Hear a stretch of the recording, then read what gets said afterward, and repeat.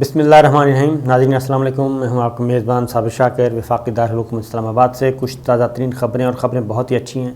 पाकिस्तान बहुत बड़े बड़े कदम उठाने जा रहा है, बहुत बड़े बड़े स्टेप, और पाकिस्तान के लिए अच्छी हैं तो पाकिस्तानियों के लिए भी। और एक ख़बर है नौजवानों के लिए, पाकिस्तान के नौजवानों के लिए, और उसमें 40 अरब रुपए के कर्ज़े मंजूर हो चुके हैं। 40 अरब रुपए के कर्ज़े नौजवानों के लिए ये खुशखबरी ये बताता हूँ।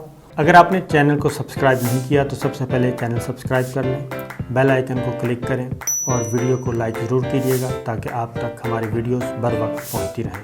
और ख़बर तरतीब से शुरू करता हूँ। काफ़ी अच्छी ख़बरें हैं और हौसला अफ़ज़ा हैं, खुश होंगे आप। हर वक्त वो रोने धोने वाली ख़बरें अच्छी नहीं होती, क्योंकि पाकिस्तान माशाल्लाह से बहुत आगे की तरफ बढ़ रहा है। एक तो हुकूमत ने फ़ैसला किया है, और वो फ़ैसला किया है कि गैर मुल्की शहरियों को, सरमायाकारों को, बैरून जो गैर मुल्की सरमायाकार हैं उनकी अट्रैक्शन के लिए कुछ इक़दाम किए जा रहे हैं। और वो इक़दाम हैं कि उन्हें शहरियत दी जाए, पाकिस्तान की शहरियत ऑफ़र की जाए, और उनको यहाँ पे वो प्रॉपर्टीज़ ख़रीद सकें, अपने घर ख़रीद सकें। और ये बड़े बड़े सरमायाकार जो हैं उनके लिए ख़ास तौर पे, और अफ़ग़ानिस्तान और चीनी शहरी जो हैं, क्योंकि दौलत बहुत है और लोग जो हैं अट्रैक्शन होने की वजह से, जो सहूलतें होने की वजह से कहाँ जाते हैं, मिडल ईस्ट के ममालिक में जाते हैं, या फिर दूर दराज के मगरबी मुल्कों में चले जाते हैं और अरबों डॉलर जो है वहाँ पे जाके इन्वेस्ट करते हैं। तो अब पाकिस्तान ने भी उस तर्ज़ पे एक फ़ैसला किया है कि पाकिस्तानी शहरियत भी दी जाए, मलकियती हकूक़ दिए जाएँ, और अरबों डॉलर्स की सरमायाकारी के लिए पुरकशिश मराआत दी जाएँ।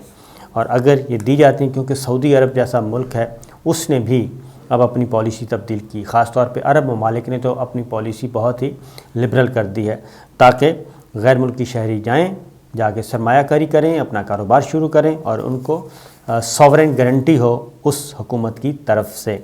लिहाजा एक पहले तो सर्वे किया गया, अफ़गान शहरियों के पास बहुत ज़्यादा दौलत है और वो जाते हैं ईरान, तुर्की, मलेशिया जैसे मुल्कों में, या फिर मिडल ईस्ट, मशरक़ वस्ता के मुल्कों में, अरब ममालिक में जाते हैं।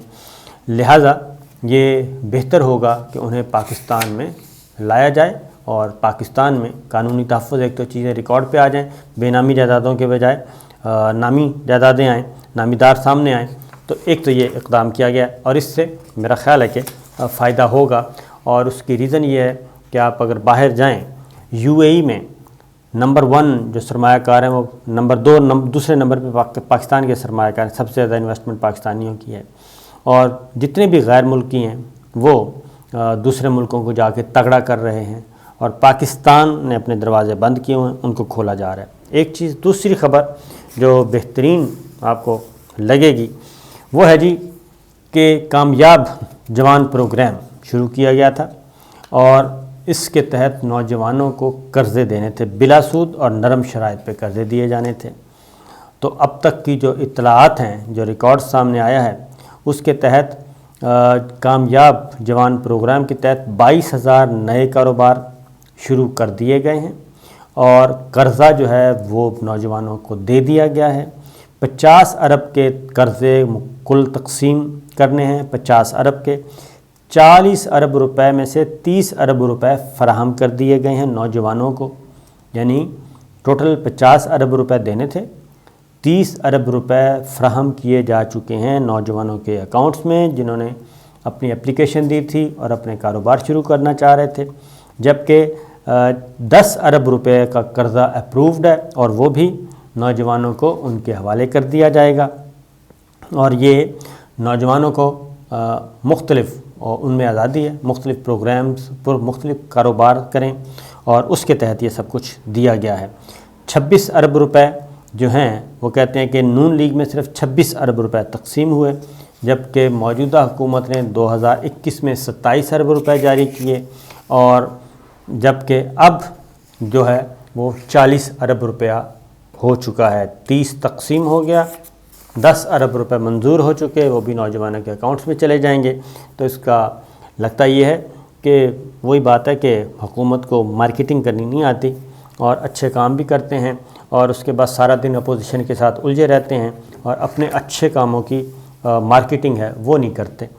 سارا دن وہ صبح سے لے کے شام تک اپوزیشن پہ ہی سارا اپنی توانائیاں جو ہیں وہ خرچ کر دیتے ہیں، جبکہ گورنمنٹ کا کام ہے اپنی جو اچیومنٹس ہیں، اپنی کامیابی ہیں، ان کو زیادہ ہائی لائٹ کیا جائے اور ان کی بنیاد پہ ہی ظاہر ہے اگلا جو ہے ان کا پرسیپشن بنتا ہے، ان کا نیریٹو. لیکن نیریٹو اگر یہ ہو کہ اپوزیشن کو بس لتاڑنا ہے اور اپنی اچھی چیزوں کو نہیں بتانا، تو اس سے نقصان ہی ہوتا ہے، کوئی فائدہ نہیں ہوتا. اس سے اپوزیشن بہت خوش ہے.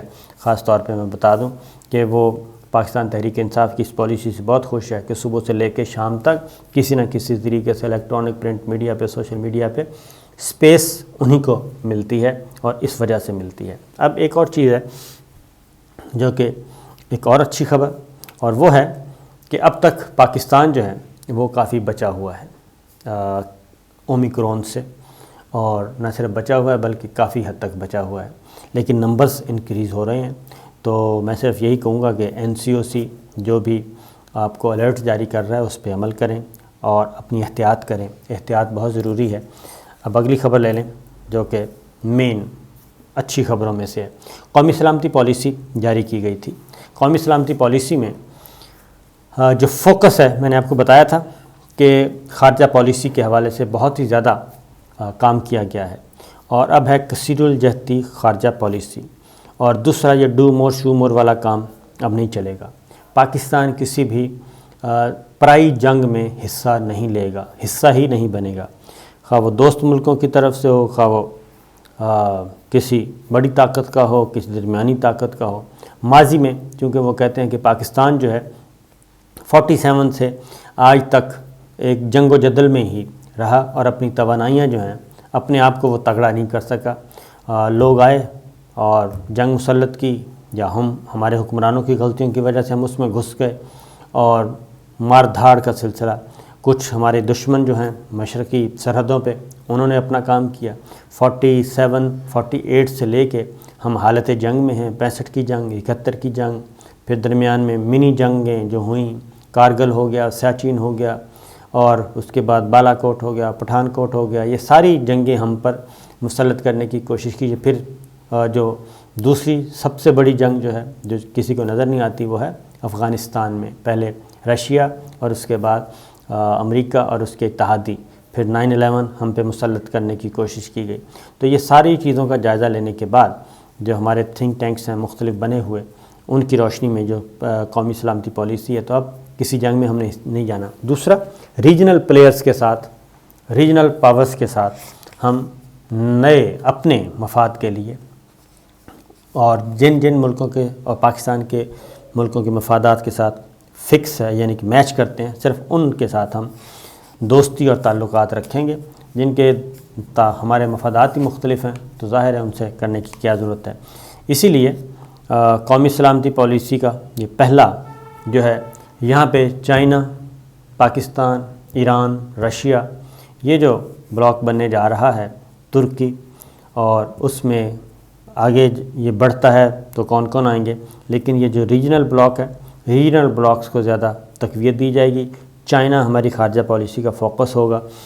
وزیر اعظم عمران خان کا دورہ چین اسی سلسلے کی ایک کڑی ہے. اس کی میں وجہ بتا دیتا ہوں کہ یہ ونٹر اولمپکس ہو رہے ہیں، سرمائی اولمپکس کھیلیں ہو رہی ہیں، اور یہ فروری کے مہینے میں 4 فروری 3 فروری سے شروع ہوں گی اور 20 فروری تک جاری رہیں گی.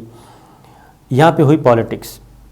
امریکہ اور کچھ مغربی ملکوں نے ان کھیلوں کا بائیکاٹ کر دیا، اور اس میں یہ بائیکاٹ اس لیے کیا کہ چین انسانی حقوق کی خلاف ورزی کر رہا ہے، اور مسئلہ یہ تھا کہ چائنا کو امبیرس کرنے کا.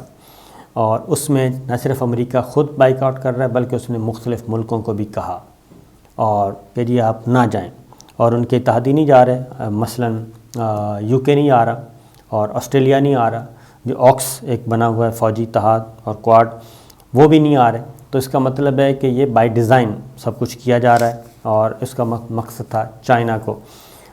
پاکستان جا رہا ہے، اور خاص طور پہ اولمپکس، یہ جو ونٹر اولمپکس ہے، ان کی افتتاحی تقریبات میں وزیر اعظم عمران خان جو ہیں وہ وہاں پہ ہوں گے، اور اس میں یہ میسیج ہے پاکستان کی طرف سے کہ پاکستان چائنا کے ساتھ کھڑا ہے، اور یہ پہلا موقع نہیں ہے، یہ دوسرا موقع ہے۔ اس سے پہلے ہم چائنا جا رہے ہیں، ہم امریکہ نہیں گئے۔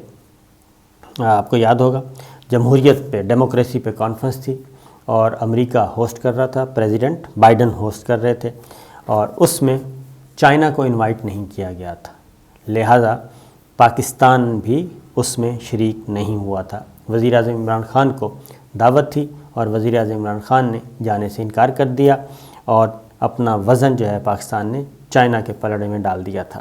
تو یہ ایک بہت بڑا میسیج تھا، تو وہ میسیج اب باقاعدہ طور پہ جانا شروع ہو گئے ہیں، اور یہ وزیر اعظم عمران خان کا چوتھا دورہ چین ہوگا، جو کہ آئندہ مہینے کے ابتدا میں پہلے ہفتے میں ہے، اور اس میں چوتھا وزٹ، اور اس میں نہ صرف وہ جو ہے اولمپکس کی افتتاحی تقریبات میں شرکت کریں گے، بلکہ وہاں پہ جو ریجنل معاملات ہیں، بین الاقوامی معاملات ہیں، اس میں بھی ڈسکشن ہوگی، اور پھر سی پیک کے جو پروجیکٹس مکمل ہو گئے ہیں ان پہ، اور جو اب اگلا فیز آنا ہے ان پہ بات ہونی ہے، اور ان کو آگے طریقے سے کیسے لے کے چلنا ہے اس پہ بات ہوگی، نئی انڈرسٹینڈنگز ہوں گی، اور اس میں افغانستان کی صورتحال سر فہرست ہوگی، انڈیا کے ساتھ جو انڈیا ایک ایگریشن کی طرف جا رہا ہے اور اسلحے خرید رہا ہے یورپ سے، امریکہ سے،